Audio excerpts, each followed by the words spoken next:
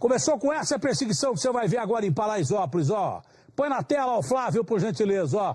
Perto de Paraisópolis, 2 caras de moto. A bala comendo, ó. Fumacinha no chão, ó. A fumacinha no chão é tiro. Cadê a fumaça no chão ali, ó?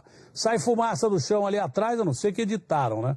Porque tem uma fumacinha saindo ali do chão. Olha lá, bala. Isso é bala comendo. Os caras atirando a polícia devolvendo os tiros. Aí você vai ver o que vai acontecer, ó. Passa um carro, os caras, bum.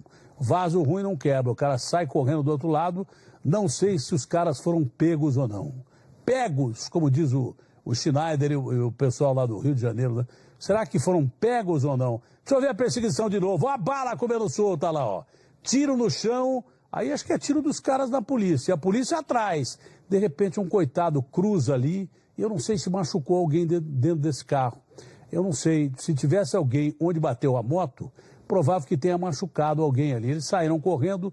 Não sei se eles foram presos ou não. Para saber se eles foram presos ou não, eu vou ver a reportagem da Kelly Dias aqui na tela da Band. Por gentileza, meu querido amigo latino, pode encher a tela aí. O circuito mostra o primeiro criminoso passando em uma moto vermelha. 10 segundos depois, mais 2 bandidos em outra moto. Repare que eles atiram contra a polícia que vem logo atrás. Os disparos pegam no chão. A dupla segue em alta velocidade e acaba batendo em um carro que atravessa a pista. Mais disparos são vistos. Os 2 ladrões abandonam a moto e fogem a pé. Os policiais também deixam as viaturas e correm atrás dos criminosos, mas não os encontram. Segundo a PM, a dupla fugiu para dentro da comunidade Paraisópolis. Logo no início do programa, José Luiz da Pena mostrou a ocorrência. A moto abandonada pelos bandidos era roubada e estava com a placa adulterada. Já a outra, que passou na frente, não foi encontrada. Durante a perseguição por cerca de 4 quilômetros, os ladrões atiraram pelo menos 5 vezes em direção à polícia e acertaram o retrovisor e o pneu de 2 carros vazios. Mesmo com a troca de tiros, ninguém saiu ferido. O veículo que foi atingido pela moto no cruzamento seguiu a rua e não foi localizado. Da Pena, a perseguição começou depois que a polícia foi informada de que os bandidos haviam praticado um roubo aqui nesta rua. Armados, eles cercaram um carro e abordaram o motorista do veículo e também o sogro, que estava ao lado. As vítimas foram obrigadas a passar dinheiro, celular, alianças e também a chave do veículo. Eles travaram a rua, diagonal assim, já apontando a arma. A gente parou o carro.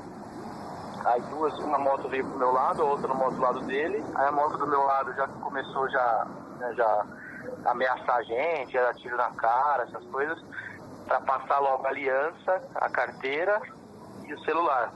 O homem que trabalha como contador relata que ele e o sogro não foram as únicas vítimas.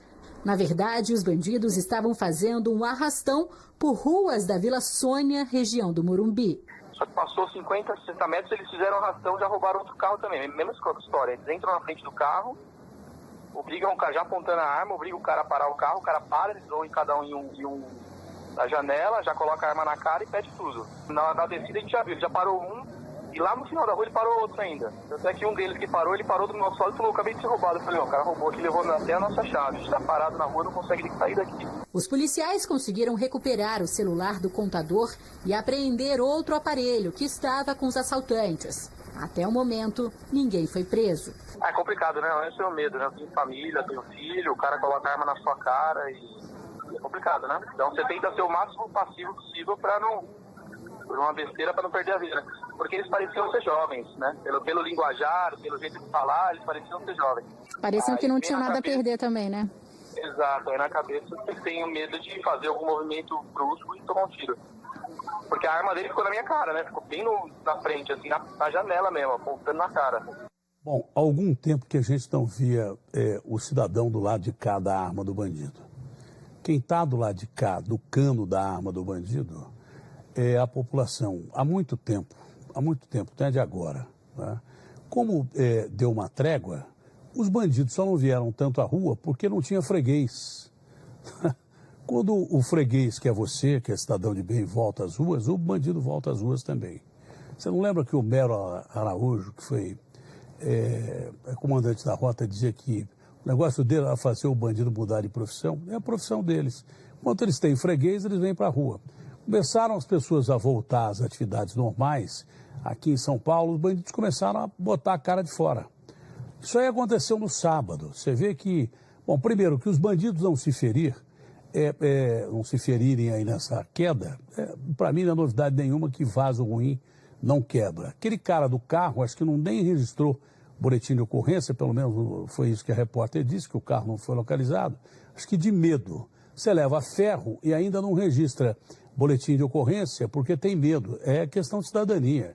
Deveria registrar. Mas eu não vou tirar a razão da população que vive sob a égide do medo.